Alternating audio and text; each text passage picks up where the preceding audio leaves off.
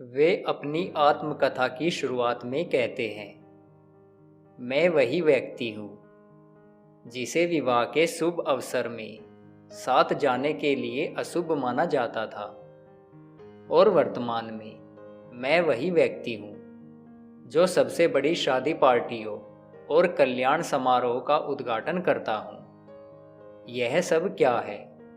यह सब ईश्वर की कृपा के कारण है, जो एक तिनके को वज्र में और एक वज्र को तिनके में बदल देता है। नमस्कार दोस्तों, मेरा नाम है दीपक। दीपक्स वॉइस चैनल में आपका स्वागत है। दोस्तों, आज मैं आपको एक ऐसी महान विभूति के बारे में बताऊंगा जिनकी मात्र 2 महीने की आयु में आंखों की ज्योति चली गई।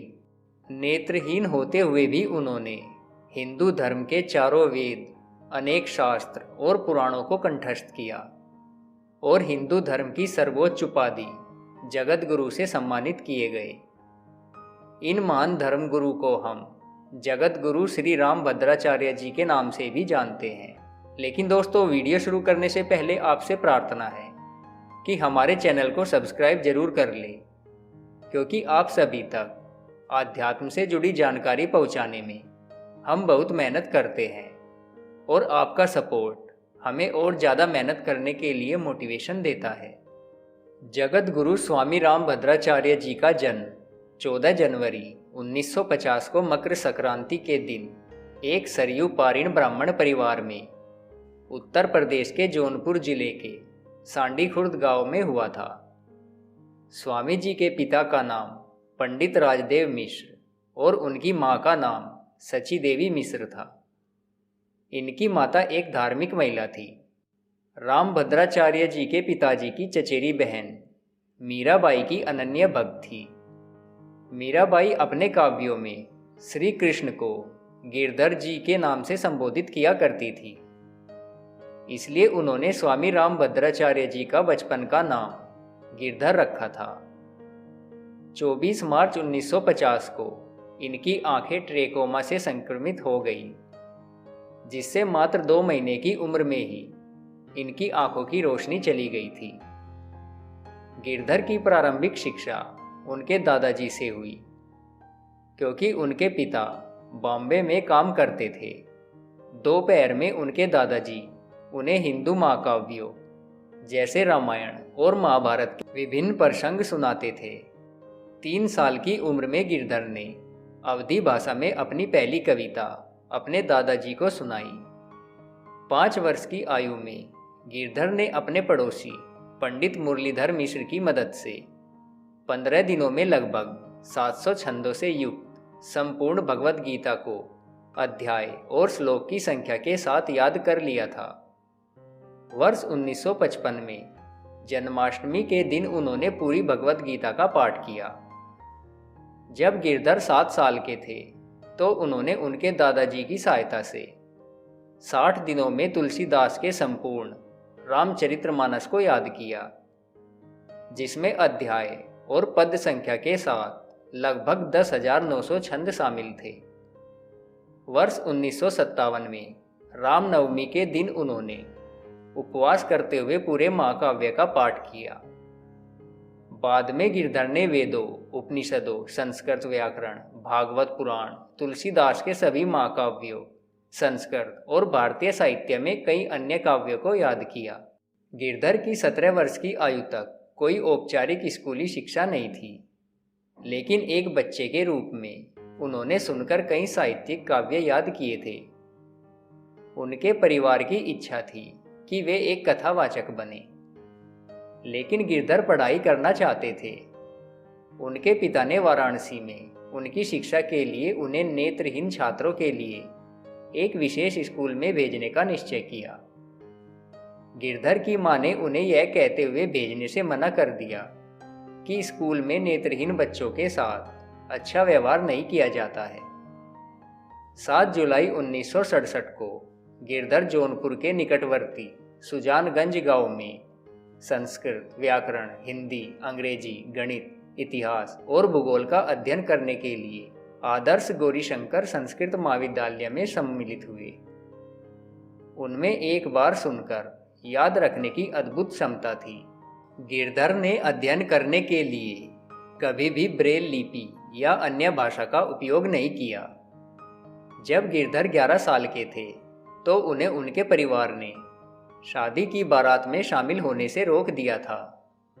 उनके परिवार ने सोचा था कि उनकी उपस्थिति शादी के लिए एक बुरा शगुन होगी। इस घटना ने गिरधर पर एक मजबूत छाप छोड़ी। वे अपनी आत्मकथा की शुरुआत में कहते हैं, मैं वही व्यक्ति हूँ जिसे शादी की पार्टी में साथ जाने के लिए अशुभ माना जाता था, और मैं वही व्यक्ति हूँ जो वर्तमान में सबसे बड़ी शादी पार्टियों और कल्याण समारोह का उद्घाटन करता हूँ। यह सब क्या है? यह सब ईश्वर की कृपा के कारण है, जो एक तिनके को वज्र में और एक वज्र को तिनके में बदल देता है। 1971 में गिरधर ने वाराणसी में संपूर्णानंद संस्कृत विश्वविद्यालय में व्याकरण में उच्च अध्ययन के लिए दाखिला लिया। उन्होंने 1974 में शास्त्री की डिग्री के लिए अंतिम परीक्षा में टॉप किया और फिर उसी संस्थान में आचार्य की डिग्री के लिए दाखिला लिया।